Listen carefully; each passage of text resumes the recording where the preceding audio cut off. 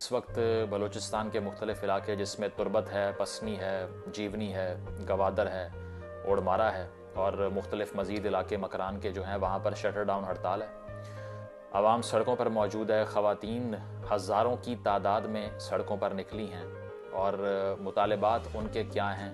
मुतालबात ये हैं कि बालाच बलोच नामी एक नौजवान जिसको एक्स्ट्रा जुडिशल किलिंग का शिकार करके उसकी लाश को फेंक दिया गया और उसके घर वालों को कहा गया कि एनकाउंटर में मारा गया है, उसको इंसाफ फराहम किया जाए।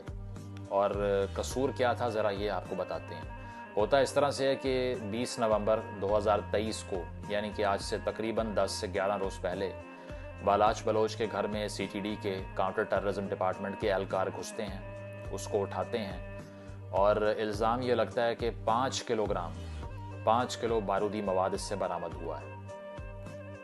21 तारीख को अदालत में पेश करते हैं, 10 दिन का जिस्मानी रिमांड वहाँ से हासिल करते हैं, 10 दिन का। और 23 तारीख को ये ख़बर आती है कि एक एनकाउंटर हुआ है।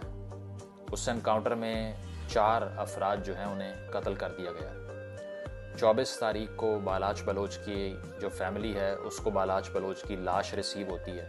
बताया ये जाता है कि वो 4 अफराद जिनको एनकाउंटर में मारा गया है उसमें से एक आपका बेटा, आपका भाई भी था। अदालत से रिमांड लेने के बाद अचानक से एनकाउंटर ऐसा आप देखिए जादुई किस्म का होता है कि निशानदही करवाने के लिए सीटीडी के एहलकार पुलिस वाले उनको लेके जाते हैं। वहाँ पर फायरिंग का वाक़या पेश आता है। फायरिंग के उस वाक़े में किसी पुलिस वाले के ऊपर आँच भी नहीं आती, खराश भी नहीं आती और 4 लोग मर जाते हैं।